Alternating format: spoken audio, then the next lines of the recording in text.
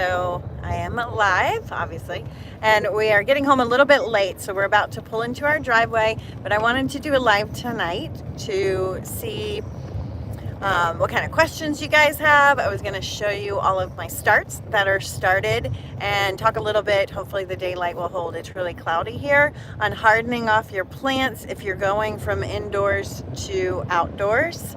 So I will show you that as soon as we pull in our driveway. And it actually got cold here. What are we at? 51 and windy, which is a little cold for peppers. Okay, so I saw your question about strawberries. Straw varieties, so you have to choose what you're going for. So there's June bearing strawberries, and they're going to produce like a massive load of berries at once, and then they're done for the year. And then there's ever bearing strawberries where they're going to produce for several months, and it kind of depends on your region too. So ever bearing strawberries in my area will produce, they're already blooming now. We are typically eating strawberries by, what are we in right now, April? We normally take a vacation the end of April, and I'm always like shocked that the berries are ready to eat when we leave. So late April, May, they're gonna produce consistently. They usually start off with smaller berries, and then they're gonna get you choose. And then in July, they slow down for us, and okay, I have Wi-Fi, I'm home. Sorry about that. I haven't these lives because I have teenagers and life is, you know, mom life is. So back to strawberries, and I'm going to start over because I have no idea if it was breaking up. There's two different kinds of strawberries. You have ones that will bloom once and you'll get a huge harvest, typically called June bearing strawberries. Will you take this in? And then you will have ever bearing strawberries, and ever bearing strawberries will produce for several months over and over again. So in our area, they are typically ready by the end of April, the first signs of berries through April, May, like early May, mid-May maybe when they really start to come in. And they're going to start with small berries, and then they kind of balance out, and you're going to get really nice sized berries until here in July. They slow down, they get a little bit smaller, and then they ramp back up in August, and we will get berries in this area definitely through October, sometimes a little bit later depending on the weather. So it depends on which varieties you choose. I just ordered, I have everbearing on my tower here, and I'll show you in a minute. I don't remember which variety, but this was a variety I got from our local high school, not 4-H program, but the program they have for farming. And I knew those would be the best ones to grow and be the most prolific and hardy, and they are for sure. I also have a June bearer. The berries are a little bit drier. They're definitely larger, but they only come in once. And then I just ordered Ozark. I think they're Ozark Beauty bare roots. And Ozarks are known for being some of the most prolific berries you can purchase. They put off a ton. I think, I don't even remember the numbers. I got mine from Gurney's, if you want to check those out. And those will produce, like I said, for several months, and they just are super, super abundant, like the variety I have on my tower right now. Now, I know that will grow in my zone because I think they said like 3 to 7 or 3 to 8, which is my zone. So definitely check and make sure it's your zone. But let me flip this around. So here's my strawberry tower. And so you should never have to buy strawberries more than once. What you want to do is once the season ends, plant a few in somewhere in your garden and let them have pups, or they will have pups on a tower, and you can take the pups and plant those into the ground, which will give you younger berries. And I recommend doing that, and then you'll just have berries anytime you need them. I dug these right out of the ground. They're going to have some bad leaves for a while as they adjust, but that's totally fine. And they are already going nuts. Like, there are so many strawberries. They took no time at all to forgive me for ripping them from their home and produce berries. So just so many all over the place, popping everywhere. Now, these are small plants, and that's okay. They're going to give some berries, and then they're going to grow, and give some berries, and they're going to grow. You can see there's new leaf growth here, and that's going to happen all season. So come in the fall, these will be pretty big plants. Then they're going to start dropping their pups. I chose to do a baby greens extension up top and regular grow ports on the bottom. I'm testing to see how well these do, because ideally next year, and I might, well, next year, I only ordered 50 more bare roots. That would give me enough to have plenty for next year. So next year I'm thinking of running 2 towers with just baby greens extension kits on them to maximize how many strawberries we can get. Placement for the strawberries. I have 3 new towers, trying to decide on the best configuration. So we don't really have like complementary things on a tower.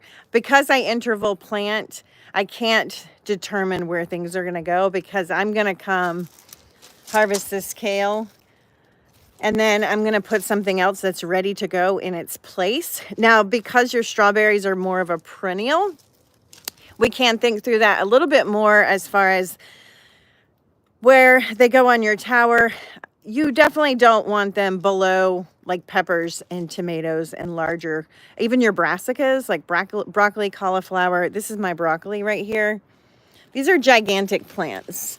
You don't want to put your strawberries below, because they're not going to get optimal sun, and fruiting things need to have optimal sun. I can get away with putting kales and cabbages down here because they're very tolerant and very forgiving, and I can just like cut off a few of these leaves. So put them above your bigger plants. I like to save the top of my towers for lettuce and some of my bok choys, because they just do so well up here on the top. If you want giant heads of lettuce, if you can put them on the top of your tower, they just grow and are just so abundant. So that's kind of my thoughts there. Make sure they have enough sun and they'll do fine. It's actually really cold. I'm going to check on, so what I did is I took these towers, they were inside, and I moved them out. And you're supposed to harden plants off. And that means you take them out for a few hours and then you bring them back in. Who has time for that? Like, I couldn't even make it to my live here on time. So what I do instead, I mean, I have done that before, but what I do instead is try and find when it's going to be overcasty for a few days, which it has been, and I'll put them out then. So they've been exposed to some sun today, and then it got cloudy again. And that's been happening for a couple of days, which has really helped. Now, the downside is it's actually pretty cold tonight, and I don't want to drag these towers in. So I'm just going to grab a low Tupperware bin, and I'm going to pull my zucchini squash out and my peppers, and I'm going to set them in a little nutrient water, the roots, and I'm going to move them in the garage for the night. It's going to warm up in the next day, so this is very temporary. And instead of like hauling this whole tower in, I have 5 squash and 3 or so peppers, so it's easier just to pop them out and do it that way. I'm going to read your text. Oh, good. The membership's almost done. I'm super excited, and it's getting the first initial course material. I'm going to take you guys and show you what I videoed in there. Look for it in the next week. It always takes longer than I hope for, but it's very, very close. And in there, you're going to have a lot of extra content in the Facebook group. So I'm working on content. I get a lot of questions about sprouting. And the problem I'm having is a lot of people ask me the same things. And it's just, I can't get to all of those. So you can find the sprouting, like how do I sprout to have successful sprouts? I don't like jar sprouting. I think it's really gross. They smell to me. So I have ways to grow really fresh sprouts and things like that. All of that will be in the membership. So definitely look for that. You'll get an email, probably a phone call too from my assistant that helps me, just so you know how to get in there. And then you'll have the app and the group, and we're going to run it just for members for a couple of weeks, and then I will open it up as a paid membership for others who want to participate, who aren't like on our team of tower gardeners, who are under like my customers. So that will be an option, but for customers it'll be free indefinitely. So definitely get in there and get active, because I'm super excited to connect with you guys on a platform that's just a little bit easier. Sometimes on these lives and on Instagram, only so many things get shown and it's hard to connect. Where in the Facebook group, it's much easier. So I'm going to open this garage and I'll show you guys my starts.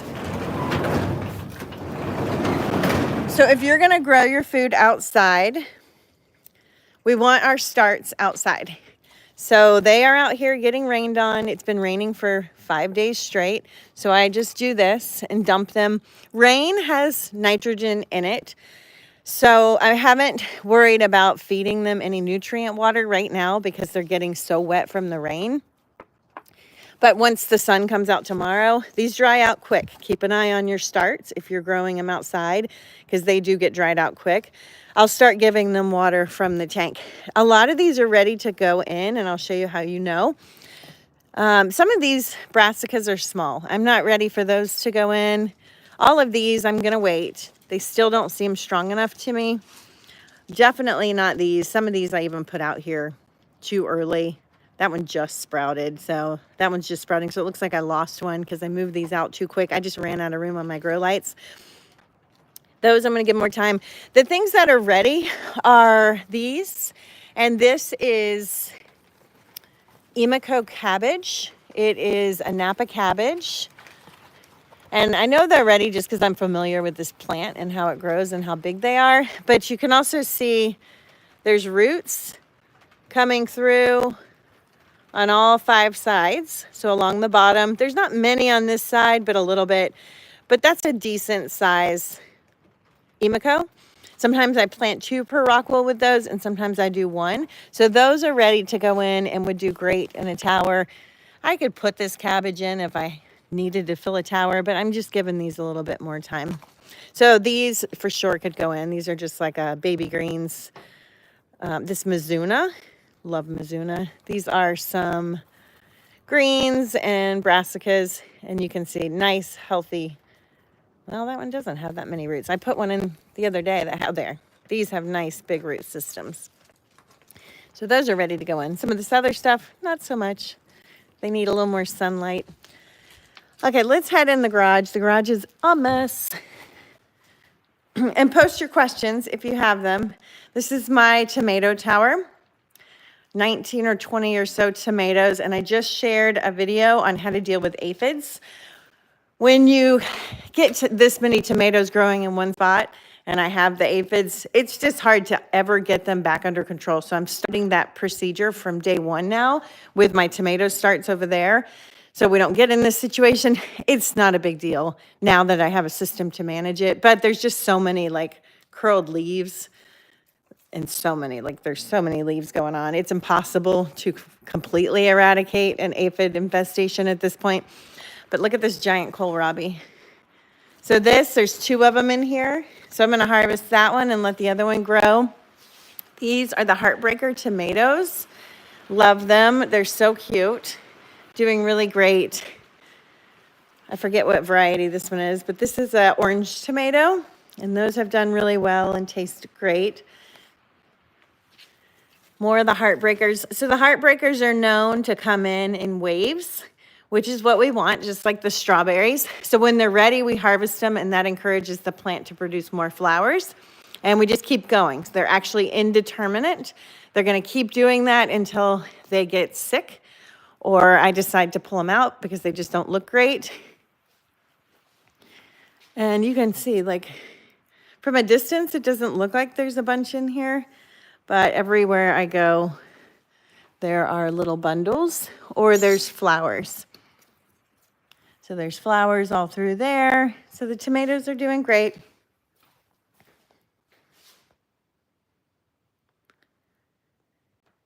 Do you have any tricks you implement to germinate cilantro? I planted 48 various seeds in rock wool last Saturday, and everything sprouted already except the 4 cilantro. Okay, so cilantro won't sprout that fast typically. It's slow. It can take up to 2 weeks, so don't give up on it. Lettuce, Swiss chard, those kind of things pop up really quickly, but there are some things that have taken 3 weeks to come up for me. I don't think I have any cilantro right now, but I sprout it the exact same way.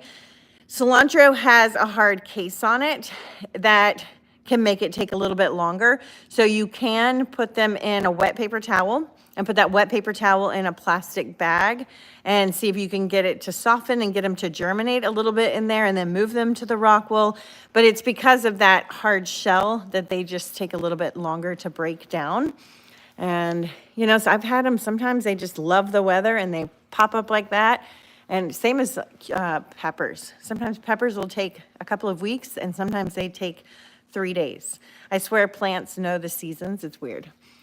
So don't give up on them. Definitely overseed. Anything you're having problems starting, start more seeds per rock wool to increase your chances. If there's something going on there, that always helps too.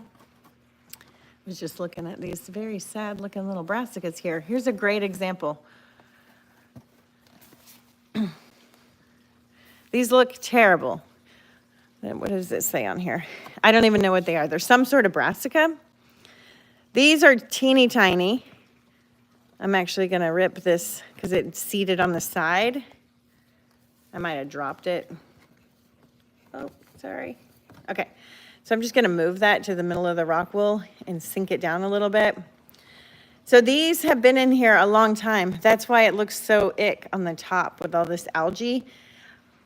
When I have things that don't germinate, sometimes I don't have time to like deal with it. So I just let them sit, and then all of a sudden they pop up, and it's been forever. And I would have thought they were never coming up. And that's what happened here. And actually I'm looking like a lot of these aren't in their rock wool. I might have dropped these or shook them somehow and things got out of place. But these took a really long time to germinate. And that's why the rock wool looks so terrible. So sometimes we just have to wait, and then they surprise us. I don't even know what this is, to be honest. This one we're going to take out. That one's not going to do anything. And then this one that's on the side. Again, I don't really know why they're on the side, but I have cats too. So you can just like readjust them that way. And I'm just going to be gentle with these. I'm going to feed them nutrient water as soon as they get their first leaves. And I'm going to make sure they're in the front here so I can keep a closer eye on them. And these are under my germinator light and on my heat mat, but they're fine. Like, even though they look crazy and terrible, they are A-okay. Here's my squash. These are all zucchinis. I think there might be some cucumbers in there too. Celery, yes. 0 success growing celery in the ground and the tower garden. They won't germinate. Celery's another one. Celery can take 3 weeks to germinate. They are teeny tiny. They are the tiniest of seeds. So I actually have a YouTube on growing celery. I have 2 on how to do this. And I have a whole celery tower. So what I do, and let's see if there's any light out here. What I do, this is all celery, this whole tower. And I put this tower out here and didn't harden it off. And so some of the leaves got sunburned. Totally fine. I knew they could handle it. I just come and cut those leaves off and feed them to the chickens, or I'll juice the stalks of them. But that's why it looks a little funny. So with celery, what I do is I start 6 or so seeds per rock wool, and I let them grow to no smaller than this. Okay, so this is a small one I moved these and broke them up the other day. This is the smallest I would take them apart. So I just let them grow until, let me see if I can find another one. They're somewhere in between that size and this size, like 5 inches, about the size of my hand. And I let all 6 grow in one rock wool. I put them in a baby greens extension kit, once they're pretty big, roots on all 4 sides, you know, following that method. And then I let them grow in the nursery for a while until they get the size of my hand. And then I break them apart. And I showed this in that celery. I think that video's like celery juicing tower. I do have a playlist for celery.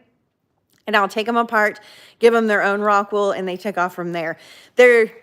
Most people, it's just that they're so tiny and they stay so tiny for so long that sometimes if you don't catch it when they germinate and you're not checking on them frequently and you have the dome on, they can rot back down because they get too much moisture.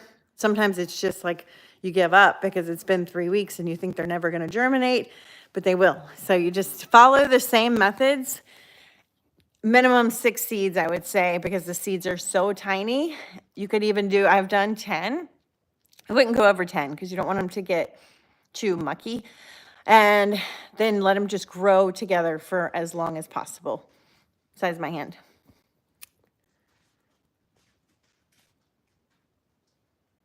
I'm just going to see if there's other questions. Hi.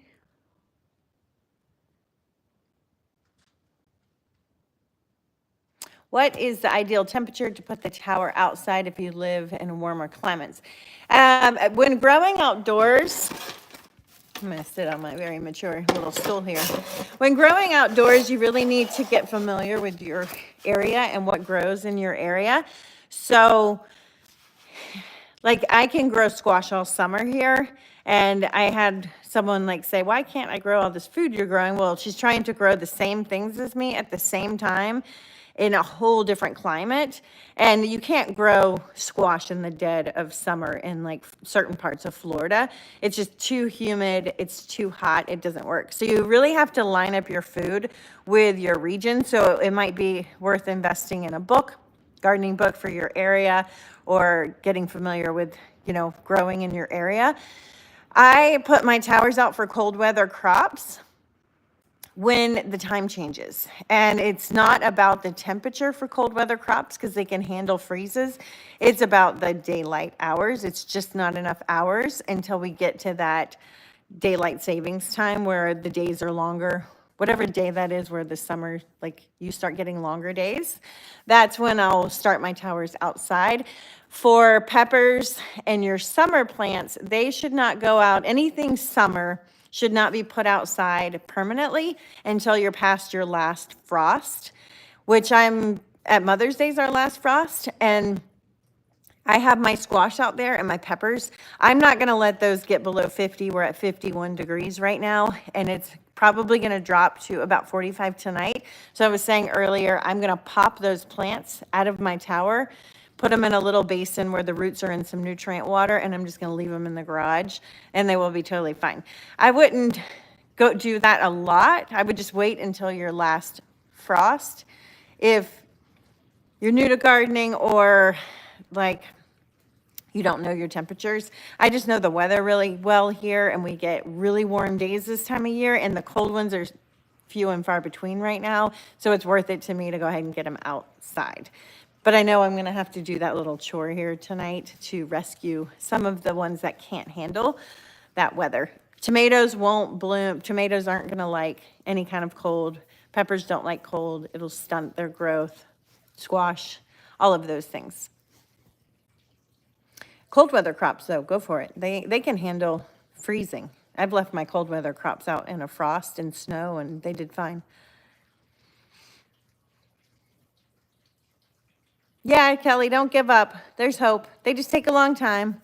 The thing I have found with seed starting is sometimes it doesn't work, and it doesn't work, and then all of a sudden it works, and you have success for a long time, and then you'll have a time when it starts to not work again. Usually when I'm looking at my seeds right now, the things that look amazing are the things I've been paying the most attention to, and the ones that don't, I kind of pushed in the back, and I'm just watering them when I think about it. So, but some of the ones that, let me show you, that look terrible, they will be totally fine. So these were some that I reseeded the rock wool and made a YouTube on that. And then I actually got this, if you ever get this white fungal looking growth, if that happens, you need to spray or start soaking your rock wool in a little bit of food grade hydrogen peroxide. It just means you have the spores. And when you put that dome on, it's like the perfect environment for those. I just killed it with the hydrogen peroxide. So typically they would all have lots of seeds like this, so some of them don't, but that doesn't matter. I'm still gonna get like a whole head of lettuce out of this one seed that survived. So those look rough, and that's why. This is my arugula I made on that video, and I shared how I recycled my rock wool and plant arugula. This one didn't have that bacterial fungal problem. It's just, you know, spores get on things, and that happens. These are some sad looking starts. And I'm pretty sure I know why. Let me look at this. Well, I don't know why. Okay, I thought these were my brassicas that I heavily seeded, but now that I look at them, they're kale. So for some reason, I planted like 8 kale in this rock wool. Nothing came up in that one. These just look terrible, but I will not scrap these. I just stuck them back there and didn't really give them the attention they need. So in this case, what I can do is break apart. I don't need 7 kale in one rock wool. And actually, I do this quite often. I will heavily seed things when I'm really busy. And then once they get established, bigger than this, I'm going to wait another couple of days. I will take these apart carefully and give each one their own rock wool, depending on how much kale I need. I really wanted to do like 3 seeds per rock wool. So I will put 3 of these seeds in the one that didn't come up. This one has 3. 1, 2, yeah. And then there's, something's eating these. That's what it is. Do you see that? They're missing the tops. So I have a little pest that's coming here. I don't know what that is. So anyway, they may look, your starts may look terrible. Just keep going. They'll perk back. It always amazes me. These looked really terrible. This is stinging nettle, and it will sting you. And I just was, they look like that. Just black rock wool, terrible. And we just powered through, and look at how gorgeous they look now. So there is an awkward adolescent phase with some of these plants. Any tips on growing celery? Yeah, I put everything on the heat mat and the grow lights. So every seed I start goes on the heat mat and grow lights. The only time I don't use the heat mat is in the summer because I'm growing in this garage, and it will be air conditioned, but it doesn't get super cool in here. So if your house is running higher than 70 degrees, don't use a heat mat. If it's not, use a heat mat. And the reason, the heat mat for the germination process is about creating a greenhouse effect. You need that difference in temperature between the rock wool and what's inside the little green trays and the outside environment to get that condensation and give them that greenhouse that we're just trying to mimic a greenhouse basically to get them to germinate. Now, if you are noticing they're drying out super quick on the heat mat because you're warmer in your house, like our house isn't super temperature controlled and we don't use a lot of AC. So that case I probably will turn off, and I have in the past. I just turn off these heat mats in the garage after they germinate. Typically I let them germinate and then just turn them off and let the plants grow underneath the light so that they're not drying out super fast if it's warm enough. Ideal temperatures are 70 to 75. Hello from Alaska. Do you recommend a fan going inside by the tower to help avoid bugs? The fan doesn't really help avoid bugs, but a fan is always good for helping germination. Airflow is important. This garage is very big and airy, so I don't run one in here, and I have excellent germination with peppers in here, and I don't even hand pollinate them. I don't, flick the flowers or do anything, and they pollinate naturally in here. But it's because I have a good airflow. If you don't have good airflow in the space, a fan is very beneficial. For bugs inside, really the only pests we're going to deal with are the aphids. Typically, sometimes there's gnats. I've never gotten the gnats. I think the gnats people say they have are actually aphids, because there are aphids that resemble gnats that fly. So I think it's just a different type of aphid, and it gets confusing.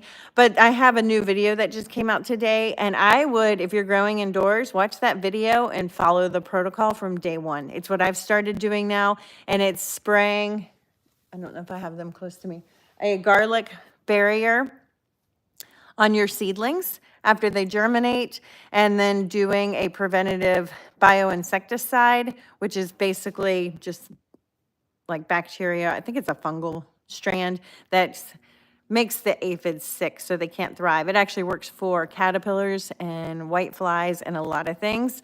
So it's great to kind of prevent ever having the situation. I think it's easier if we start from the beginning preventing it rather than having to deal with it after the fact. It's better. I'm going to show you guys my Tower Garden specific seedlings, and then we have to water these. So I'll go through everything in here. These I have, oh wait, you're still looking at me. These I have no idea, and they look very sad. They will be fine. It's some sort of purple brassica. Brassicas have these little heart leaves, and so it's a kale. Oh, you know what? I bet it's a kale. I planted some purple kale that was new to me, and it might just be a slower germination, and that looks like a kale seed or a brassica seed. So I think these are a purple kale. They look terrible. They will be fine. This tray here, these are my Dr. Witchy tomatoes. What tomato is this? This one is a crazy tomato. That's like a cherry tomato that will get massive. These are not for indoors. These are outdoor tomatoes. And then I have this large, extra large tomato. So these are my big tomato plants that I'm going to keep heavily pruned and really focus on getting large fruit. I planted 2 per rockwool, and I will break those apart. Looks like 4 in here. I know with the crazy tomato, I think I did like 6. I did that because I just didn't want to waste a lot of rockwool germinating, and a lot of space, not rockwool.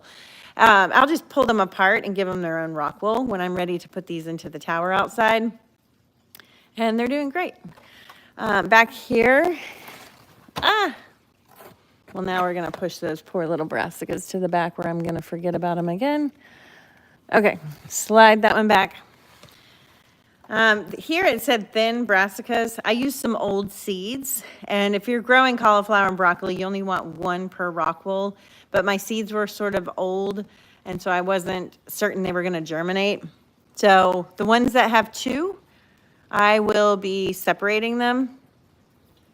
And actually, these are not cauliflower. This is, I must have labeled this wrong. These are bok choy. So these will not get thinned. This is a granate bok choy. It's really tall and lean. It's tall and slender, vertical. I like to grow that because it grows this really dense cabbage that fits nicely in between things like tomatoes. This is just a standard, it's probably like a snowball bok choy, some kind of bok choy. Okay, so here, I'm terrible at labeling, by the way. I have instructions in the course that's going in the membership, and I have the downloadable that lives in my Tower Garden journal. And this, you can get this now if you want it, the downloadable that's free. It's pages to label your seed starts. I just don't do it, but I've been gardening for 20 years, and usually I can figure out what things are. I only do this for really rare things I'm trying to baby and pay attention to. So you can print this if you go to my link. It's any of my old videos, you can find my link. And you can print this out. And so this is this tray. Okay, and then what you do is you label the tray 1, 2, 3. And you can do it on either side. You can label it 1, 2, 3, 4 and go this way, or 1, 2, 3. And then on here, I did Bib lettuce and arugula. This is a different one. On here, I did 4 kale. Yeah, 4, 5, and 6. So I know this is kale because it's under 4, and I planted 4 of those. Swiss chard, and then I did some Bib lettuce on this last one, and that is that row. That's how I know where things are. And that's a good way to track it. Then when you go to put them in your tower, if you really care about labeling them, I have this little Nimbot, and it prints from your phone really easily, and it prints these little stickers that look like this. And so you can just print what each thing is and put it on the grow port on your tower. Now, I don't do any of that unless it's something specialty, but some people really like to know what things are and get excitement being organized and labeling things. And some people like me despise such things and don't do them. So whatever your personality is, there is an option if you want to print that.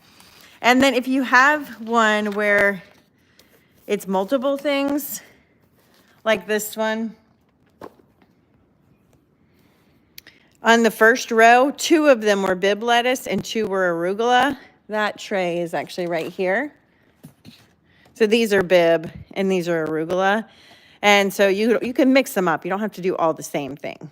And then if you only have like 3 in here, which was what I had for one more that I was showing in the course, I did a basil one, and we only had 6 basil. So, and I just put dashes because I knew they were all basil. So that's available if you're interested. All right, these are my squash and zucchini. They're doing amazing. These are going to be gigantic before they can go into the tower if it doesn't warm up, because I can't put them out there when it's this cold. Now, it's supposed to be really warm next week, so I am going to put them in a tower next week. That tower may have to be pushed back into the garage for a moment if it gets cold again. We'll see. This was a tray, like I said, that got that funky bacteria. Still lots of seedlings here. I will still have lettuce. So I sprayed that. You spray it with a food grade hydrogen peroxide, 3% in a water bottle. I use 1 dropper per like 16 ounce water bottle.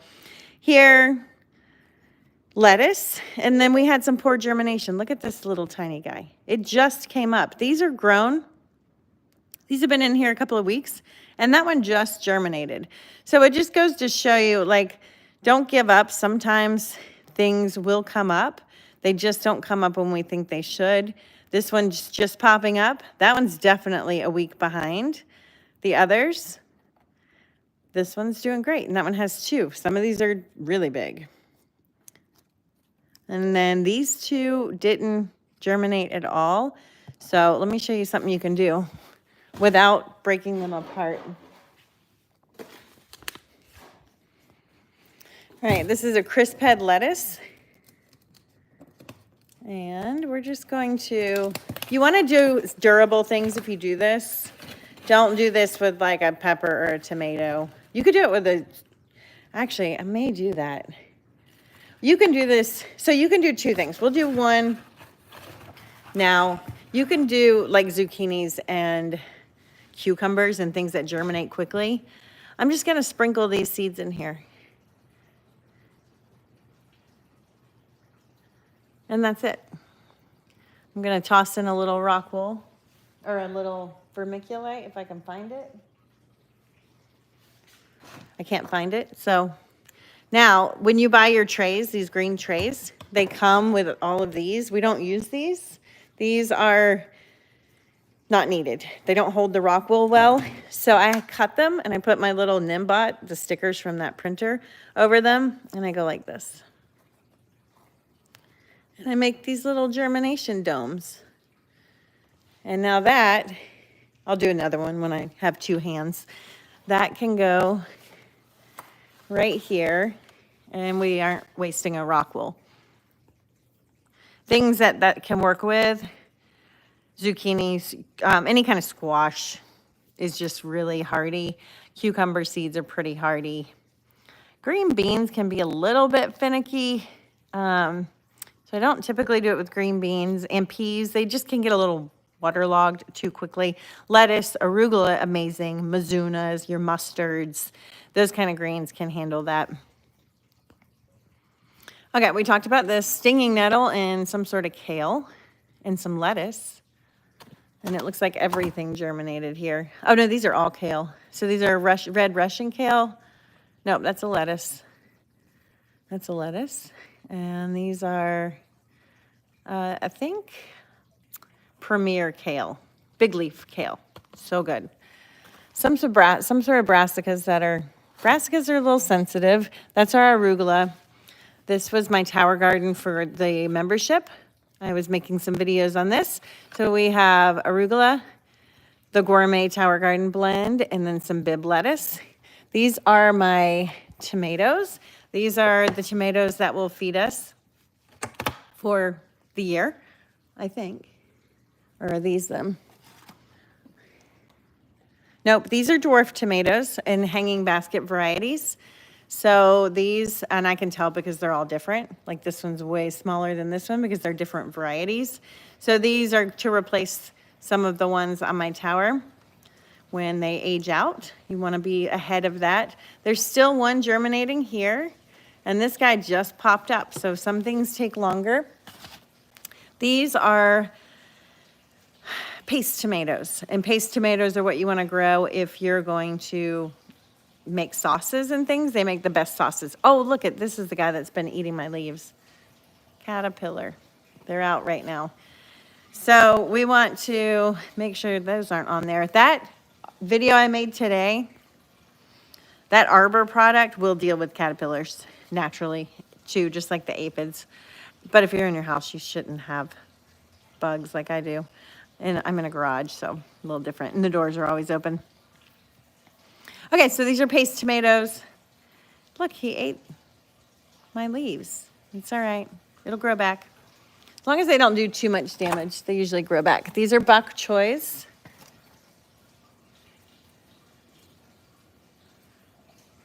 I was hoping these were cabbage, but they're not. So I'm noticing, I think all my cabbage got moved outside. Okay, this is nice. This is one that's a little hard to germinate. This is watercress. It can be finicky. It's like cilantro or like celery. It's so tiny that it's better to do more seeds. So I did some extra seeds here. These are some really unique brassicas that I'm not even going to mention the name. They are tricky to start. This is radicchio. So even though these look terrible, one didn't take, everything else took. I will be breaking these apart once they are stable, and I will make multiple plants out of these. So that's a trick if you are, you know, just struggling to start seeds. Start more, break them apart later. Watercress is so great. You can propagate watercress once you get it growing. So give it time. These have been in here a month, and they are just now, they were like a quarter of that size a couple of days ago. Those are all greens over there, heavily seeded. Let me see if there's any questions.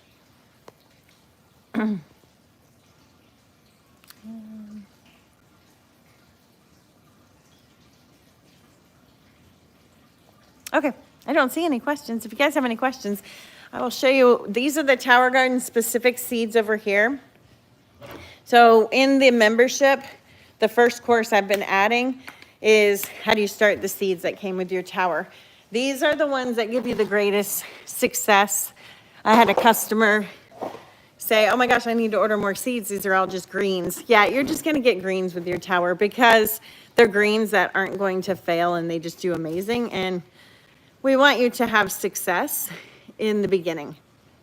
And so if you're brand new to gardening, start with these. And then after these are grown and you're ready to add some extras, then you can branch off into some of the other things. But I would definitely just get started with these unless you have some gardening experience. I just don't like people to get frustrated and have failures. It's best just to launch with the easy stuff, have some wins, and then we grow from there. So we've got kale, Swiss chard. So Swiss chard, the seeds, and you guys are probably familiar, they're these little capsulated seeds. They're naturally capsulated, and one capsule can actually have multiple seeds in it. So I put, Tower Garden says to do 4 to 6. I think that's way too much. I put 3 in each of these, and look at how many we have. We have 5, 6 right here. So that's because there's more than one seed in these little capsules. So I will thin these. To thin them, you just plop out the ones you don't want. Oh, I want the pink ones though. I always go for the weakest looking ones. The reason I don't want this many, I don't find Swiss chard to grow really well when it has too many plants per rock wool. It just gets so jammed up. There's another one sprouting right there. So I'm going to keep 2 pink and 1 yellow. If you want really gigantic Swiss chard leaves, then just do 1. Sometimes I'll do just 1 because it's so fun to have those huge leaves. I don't need this much Swiss chard, and I started multiple trays because of that course. So you can just see how many came up though. Look at this big red one. We're going to keep that. We're going to keep this pink one. We'll get rid of a small red one. Okay, maybe we'll get that guy's like holding on. He's still holding on. Oops. Maybe we should have kept that one. It had a strong will. Okay, well, we're just going to cut those. If you cut them like this, they'll die too. Let's get this one out. And this one. I don't know. I feel like I want one with just red. Let me see what our other tray looks like. Look at that. One just red. That's what I want. I want one red Swiss chard. This is too many. Let's just get rid of these guys. Too many yellows. Okay, so we thinned those.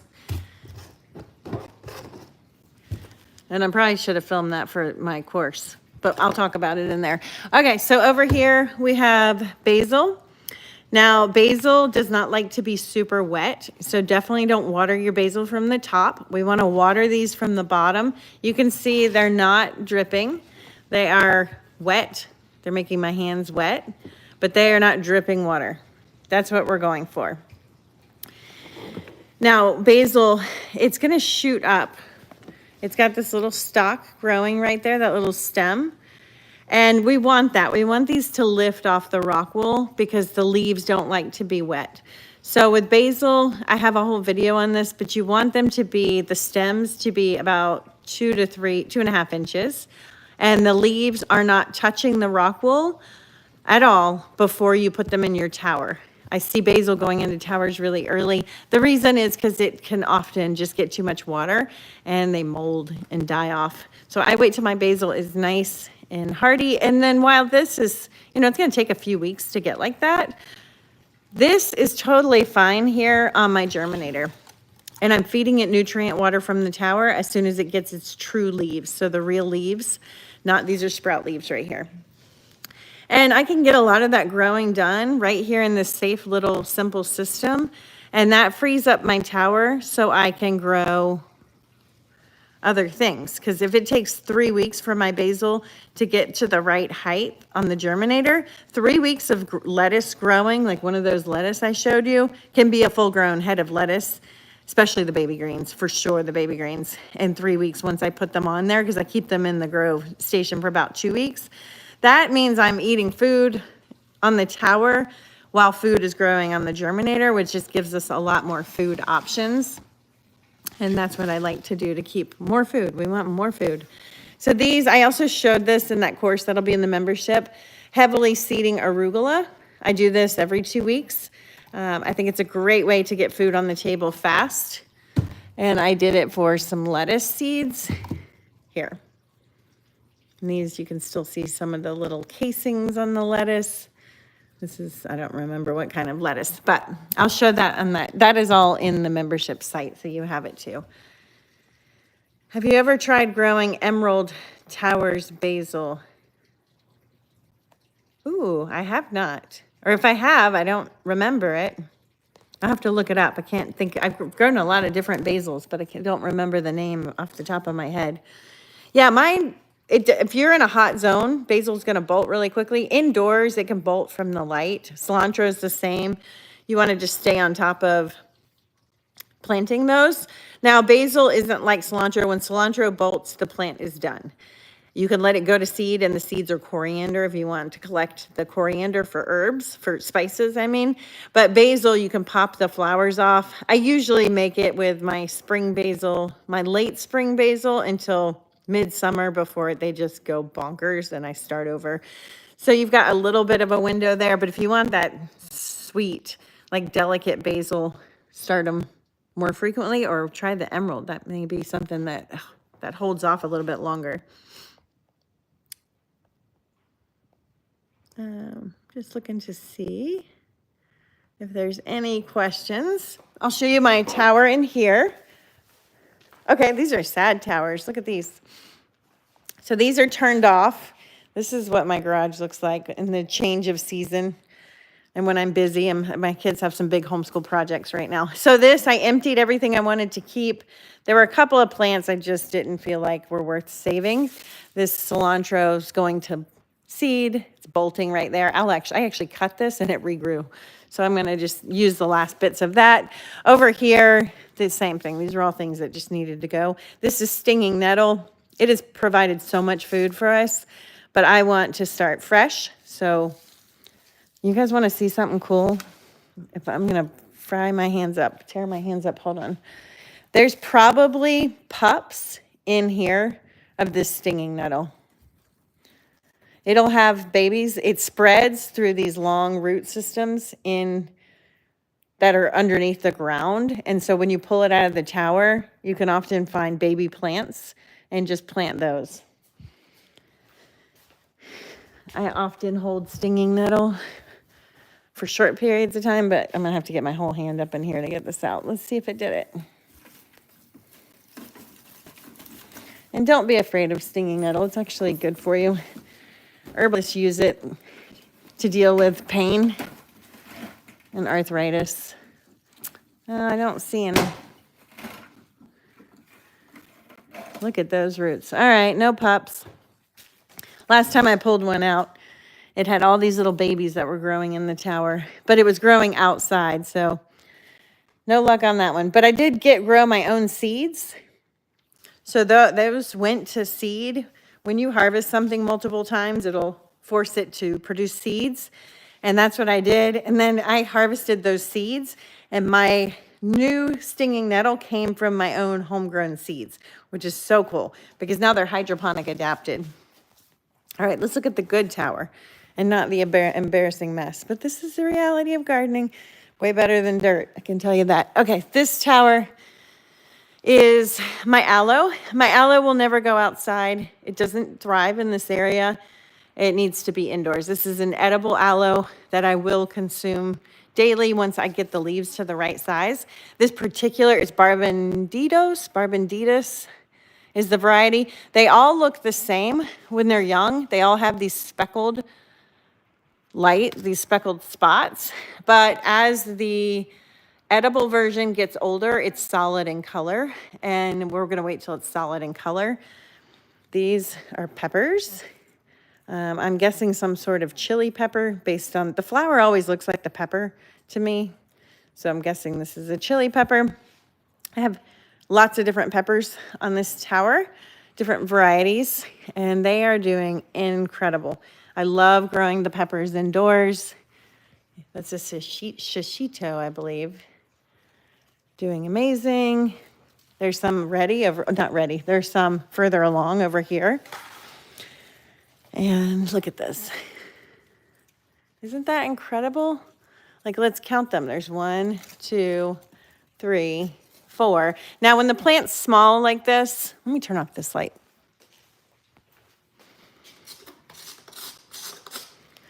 Much better. My eyeballs were starting to hurt. Okay, when the plant's small like this, you're gonna get smaller peppers initially. This is not done growing, but it's not gonna be huge. Pretty sure this is in the poblano family. I have to look up the name. But what I'm doing is look at every one of these is peppers. I didn't germinate these, they all just self-germinated. What I've been doing is coming up to where they're blooming and popping off a third of the flowers so that I get bigger peppers. And I've already done it for most of these. So you can see most of them just have 1 to 2.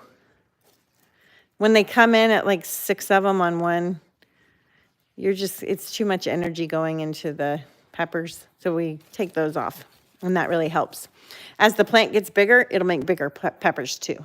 And the reality of peppers is a majority of the peppers, I wouldn't say majority, I would say it's like 50% of peppers on a pepper plant are not big grocery store type peppers that we're used to. And that's just the nature of the pepper plant. We just don't see that food because they don't sell it. I don't know what they do with it. Maybe they like sell it to people who are making freezer meals or prepped meals who need peppers. They only sell us the big, beautiful ones. And so then we don't know what real peppers look like. The small ones taste just as good. Lots of peppers over here. These all look like, this tower is from Pepper Joe's. And I did a variety of chili peppers, hot peppers, sweet peppers, snacking peppers. I'm really excited about this. Here's my basil. If you ever get bad leaves, just take them off. I've been harvesting off of this. The first leaves were as big as my hand. They were gigantic. Lately, like this one. Look at that. So huge. Lately, they've been filling out a little bit with the warm weather. I think it just was because it was colder and it just was putting all its energy. We want to promote these for being bushy. So I've been cutting them. Usually you cut the stem right here and then this part bushes out. I did that. This was taller. So those are getting longer, bushing out. So beautiful. And what's up here? Oh no, aloe. This one hasn't been doing so good, but you'll be surprised. It will come back. I will say I'll make more videos on the aloe in the future. It has been a project to get them to stay happy. Now, once they're happy, like this one, it's made all of these babies. There's all sorts of new aloes coming out here. So I'm never gonna have to buy this again, but some of them fall out of the rock wool and the roots don't take. It did take a moment to get them hydroponically adapted, but it's worth it. If you eat aloe, it cost me $100 for a gallon of aloe. And that's me having to keep it in the freezer, break it into little sections and like manage it. And then sometimes I forget about it and it goes bad in the fridge and that's a bad day. So that is great because you can just chop off an aloe leaf and I'll show you guys how to use that someday when they're ready. But it's a major superfood and excellent, excellent for you. All right, I think that's it. If you guys have any questions, I'm gonna pull these squash and peppers and put them in the garage. I'm just looking for, usually keep some shallow trays in here for this purpose. Here we go. I'm gonna put them in this, and this will protect them from this 1 or 2 cold nights. There we go. And to do this, your tower plants are hardy. They are fine. They don't need us to be super fragile with them root-wise. So I'm gonna make sure the leaves are out because I'm gonna put water in there.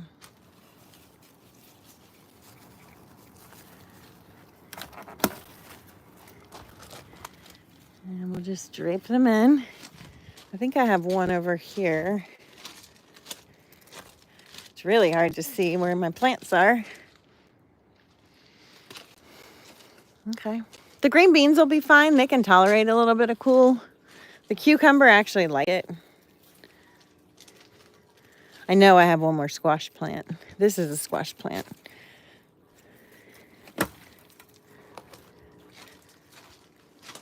I know there's another big one somewhere. I'll find it. But the other ones are these peppers. And these peppers are going bananas. Look at these flowers. There's so many. And I just don't want it to be discouraged. This is another one that's gone bananas. They actually really love to grow indoors. And maybe I should leave them in there, but anyway. That's all I'm gonna do. I'll add some water. These will be fine this way. And I'll move them back out as soon as it gets warm. All right, thanks for joining me, guys. I appreciate it. Look for the membership soon. It's coming. And I hope you guys have a blessed evening.